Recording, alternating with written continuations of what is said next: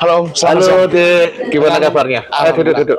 Dengan Om siapa? Loh, Om Hendro lah. Om Aku kok Hendro, Om oke. sama Hendro. Jadi gini Om, saya ini mau mencari informasi dan menambah wawasan tentang apa itu dunia pengacara atau lawyer. Nah, di sini saya akan memberikan beberapa pertanyaan. Langsung aja Om ya. Untuk yang pertama, ini suka duka selama menjadi lawyer. Nah, jadi suka duka menjadi advokat itu yang jelas pertama, kalau kita itu lawyer ya, paling tidak kita harus bisa memberikan hasil nyata ya untuk pekerjaan. Kalau dukanya yaitu kalau kita menangani perkara, terkadang kan ada juga yang tidak sesuai. Nah, itulah dukanya. Padahal fakta bukti udah jelas. Nah, seperti itu. Kemudian untuk kehidupan sebagai seorang profesional itu tentunya untuk salary tiap bulan kan kita tidak ada ya. Salary tiap bulan kan kita tidak ada, dan supaya ada kita harus bisa memberikan bukti nyata. Karena apa? Karena disitulah nilai lebih kita. Terus apalagi deh? Buat plan yang kedua itu cara memperluas koneksi hingga mendapat banyak klien itu bagaimana Om? Sebenarnya sekarang itu lebih enak deh. Sekarang itu kan banyak medsos ya. Ya Om. Yang penting itu kita bisa tunjukkan hasil kita Ya. ke khalayak, ke masyarakat. Tapi ingat, ketika kita menunjukkan hasil, jangan dipublish yang ada nama-namanya. Kalau siapa? Greda ya? Ya. Kalau kamu pakai medsos, kamu bisa lihat di medsosnya Om, di Hendro Kusumo, itu ada salinan putusan, berbagai macam. Berbagai macam. Nah, cuman di situ kan namanya klien, namanya pihak lawan, kemudian saksi dan alamat itu selalu kita tutup. Oh ya. Nah, karena apa? Karena kalau nggak kita tutup rawan dengan undang-undang ITE. Walaupun posisi menang, walaupun klien itu tidak dirugikan, tapi itu kan namanya nggak bagus ya, pencemaran nanti larinya. Terus apa lagi?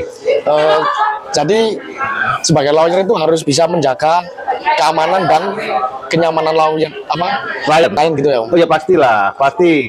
Jadi gini, seperti hari ini Om tadi setelah sidang ada lawan itu tiba-tiba menghubungi Om. Ya, intinya yang bersangkutan minta isi surat gugatan. Padahal sidangnya itu masih belum. Ya. Paling tidak sidangnya masih minggu depan. Nah, otomatis kita sebagai seorang profesional lawyer itu tidak diperkenankan memberikan data. Ya Om. Ya, data pribadi maupun dokumen-dokumen milik klien. Ya. Dan tentu harus ada izin. Gitu loh, Dek. Ya. Ini Om. Tantangan apa yang Om hadapi selama menjadi lawyer itu Om? Tantangan yang piye ini maksudnya?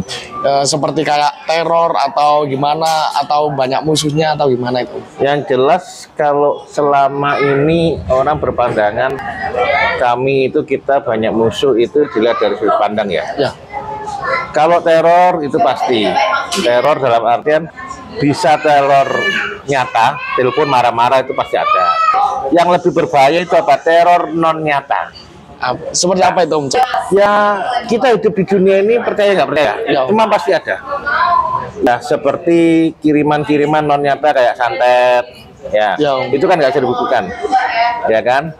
Ya, semacam hal itulah, hal-hal yang berbau magic atau mistik ya. Ya Om.